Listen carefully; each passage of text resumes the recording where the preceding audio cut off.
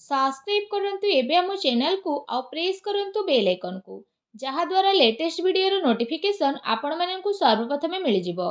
नमस्कार बंधुगण आपण माननकु हम यूट्यूब चैनल को स्वागत। बंधुगण आजिर वीडियो रे हम आपण माननकु कहिबु आगामी 26, 27, 28, 29, 30, 1 तारिख 2 तारिख 3 तारिखर समय किपरि रहिबो, केउ प्रकारर आगामी समय को आपण प्लानिंग करिवे, आपणकर लव लाइफ किपरि रहिबो, आपणको बिजनेस किपरि रहिबो, व्यापार किपरि रहिबो, शिक्षा स्वास्थ्य सबु किछि विषय पूरा विस्तार पूर्वक भावे जानिबा। तेणु वीडियो को आदौ भी स्किप न करी पूरा लास्ट पर्यंत देखंतु। चैनल ले नुआ आस्तिले चैनल को सब्सक्राइब करिनेबा सह पाखरे सुतुवा बेल आइकन को मध्य क्लिक करंतु, जहा द्वारा एही परि वीडियो हमें जेबे भी अपलोड करिवु तार नोटिफिकेशन आपनकु सर्वप्रथमे मिल जिवो।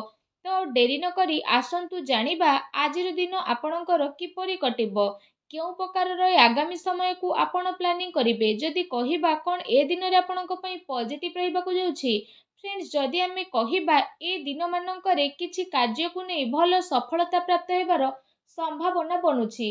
जदि आपण कोनोसी प्रकारर कार्य योजना को विस्तार करिबा पई चेष्टा करि आसुथिले किंबा कोनोसी नुआ कार्यर शुभारंभ करिबा पई चाहुथिले तो सेथिरे आपणको भल सफलता ए सब दिन रे प्राप्त हेबो। फ्रेंड्स एहा सहित भूमि भवन वाहन आदि किणाकिणी पई मध्य भल जोग बनुछि। वैज्ञानिक दृष्टिकोण तथा उन्नतिर भावना आपणको आगकु बढ़ेबाकु सहायता प्रदान करिवो। बड़ लोकंकर आशीर्वाद सहयोग आपणको उपरे बनी रहिबो।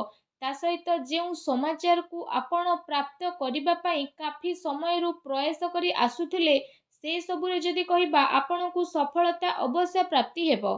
केवल निजर कार्य को योजनाबद्ध रूप में पूर्ण करिबार आवश्यकता रहिछि। चाकरी पई करा जाइथिबा प्रतियोगी परीक्षार परिणाम आपणक सपक्ष रे आसीबो।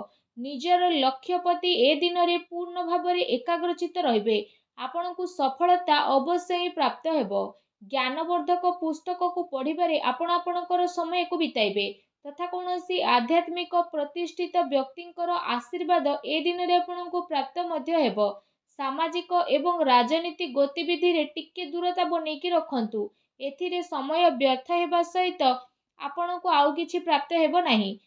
दिल अपेक्षा दिमाग रो आपण निर्णय नेबा पई चेष्टा करंतु। ता सहित आपणकर स्वाभिमान कौनसी भी परिस्थिति रे हिम्मतर साथ छाड़ंतु नाही।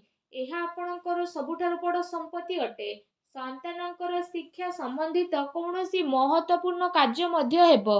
आपण आपणकर शिक्षा संस्थान रे सहयोग मध्य करिवे।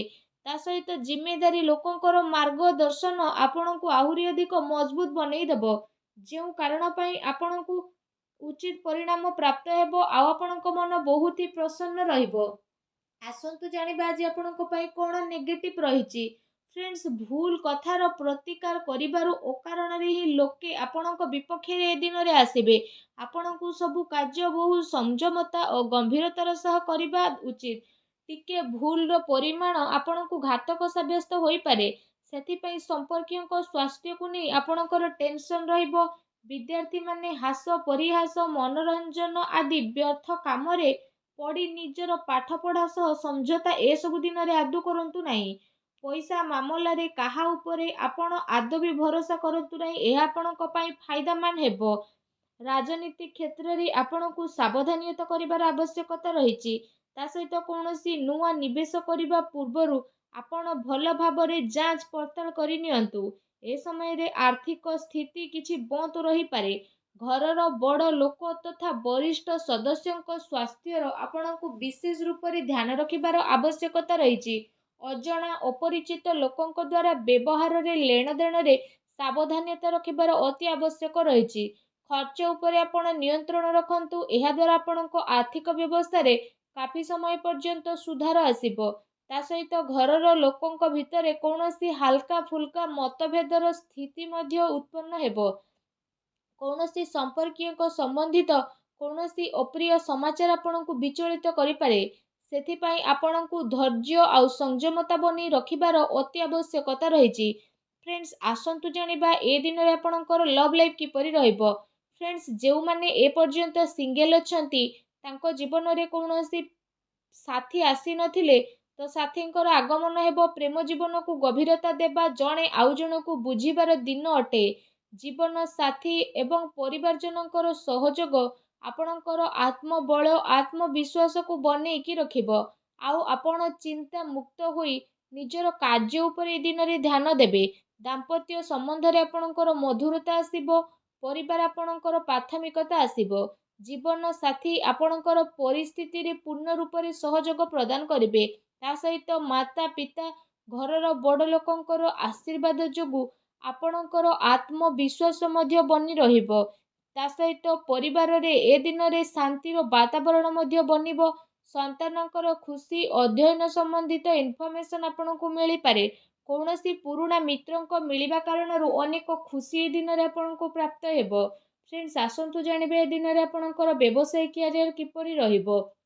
ଆଜି ଆକସ୍ମିକ ଏ ଦିନରେ ଯଦି କହିବା, ଧନ ଲାଭର ଯୋଗ ବନୁଛି। ପ୍ରତିସ୍ପର୍ଦ୍ଧା ଉପରେ ଆପଣ ବିଜୟ ପ୍ରାପ୍ତ କରିବେ। ନୂଆ କାର୍ଯ୍ୟ ଆରମ୍ଭ କରିବା ପାଇଁ ସମୟ ଆପଣଙ୍କ ପାଇଁ ବହୁତ ଭଲ ରହିବ। ତା ସହିତ କାର୍ଯ୍ୟ କ୍ଷେତ୍ରରେ କାମର ଅଧିକତା ରହିବ। ଦିନ ଦୌଡ଼ା ଦୌଡ଼ିରେ ପୂର୍ଣ୍ଣ ମଧ୍ୟ ହେବ। ତା ସହିତ ଆପଣ ପୂର୍ବ କିଛି ସମୟରେ ନିଜର ବ୍ୟାପାରରେ ଯାହା ବି ପରିଶ୍ରମ କରୁଥିଲେ, ଅକ୍ଳାନ୍ତ ପରିଶ୍ରମ କରୁଥିଲେ, କାଫି ସମୟ ପର୍ଯ୍ୟନ୍ତ ଆପଣଙ୍କୁ ତାର ସକାରାତ୍ମକ ପରିଣାମ ମିଳୁନଥିଲା, ଏବେ ସେ ସବୁ ମିଳିବ। କାରବାରର ବିସ୍ତାର ସମ୍ବନ୍ଧିତ ନୂଆ ଯୋଜନା ମଧ୍ୟ କରିବେ। ଏହା ଆପଣଙ୍କ ପାଇଁ ଅବଶ୍ୟ ହିଁ ଲାଭଦାୟକ ସିଦ୍ଧ ହେବ। ବ୍ୟବସାୟରେ ନୂଆ ନୂଆ ପ୍ରୟୋଗରେ କାର୍ଯ୍ୟ କରିବା ଆପଣଙ୍କ ପାଇଁ ଆବଶ୍ୟକ ରହିଛି। କାରଣ ବର୍ତ୍ତମାନ ସ୍ଥିତି କାରଣରୁ କାର୍ଯ୍ୟନୀତିରେ ପରିବର୍ତ୍ତନର ଜରୁରୀ ରହିଛି। ଯଦି ଆପଣ ସେୟାର, ଭୂମି ଆଦି କ୍ଷେତ୍ରରେ ନିବେଶ କରିବାର ପ୍ରୋଗ୍ରାମ ବନାଉଛନ୍ତି, ତ ଆପଣ ସେସବୁରେ ନିବେଶ ମଧ୍ୟ କରିପାରିବେ। ଏ ସମୟରେ ଆପଣଙ୍କର କାଫି ସ୍ଥିତି ଅନୁକୂଳ ରହିବ, ଯାହା ଆଗକୁ ଯାଇ ଆପଣଙ୍କ ପାଇଁ ବହୁତ ହିଁ ଲାଭଦାୟକ ଭରା ସାବ୍ୟସ୍ତ ହେବ। ଆସନ୍ତୁ ଜାଣିବା ଏ ଦିନରେ ଆପଣଙ୍କର ସ୍ୱାସ୍ଥ୍ୟ କିପରି ରହିବ। ଫ୍ରେଣ୍ଡସ୍, ଏ ଦିନରେ ଆପଣ ଆପଣଙ୍କର ସ୍ୱାସ୍ଥ୍ୟର କ୍ଷମତାକୁ ବନେଇ ରଖି ନିଜର ସବୁ କାର୍ଯ୍ୟକୁ ପୁରା ଶାରୀରିକ କ୍ଷମତାର ସହ କରିବାରେ ସଫଳ ହେବେ। ତା ସହିତ ଆପଣଙ୍କର ସ୍ୱାସ୍ଥ୍ୟ ବହୁତ ଏ ଦିନରେ ଭଲ ରହିବ। ଆପଣ ନିଜକୁ ଚିନ୍ତା ମୁକ୍ତ ଓ କାଫି ଊର୍ଜାବାନ ବୋଲି ଅନୁଭବ କରିବେ। ତା ସହିତ ନିଜ ସ୍ୱାସ୍ଥ୍ୟକୁ ଆହୁରି ଅଧିକ ଭଲ ରଖିବା ପାଇଁ ଆପଣ ପ୍ରତ୍ୟେକ ଦିନ ଯୋଗ କରନ୍ତୁ, ବ୍ୟାୟାମ କରନ୍ତୁ, ସୁସ୍ଥ ରୁହନ୍ତୁ। ଉପାୟ ସ୍ୱରୂପ ଏସବୁ ଦିନରେ ଆପଣ ଉପାୟ ସ୍ୱରୂପ ଗାଈକୁ ପ୍ରଥମ ଘରର ରୁଟି ବନେଇକି ଖାଇବାକୁ ଦିଅନ୍ତୁ।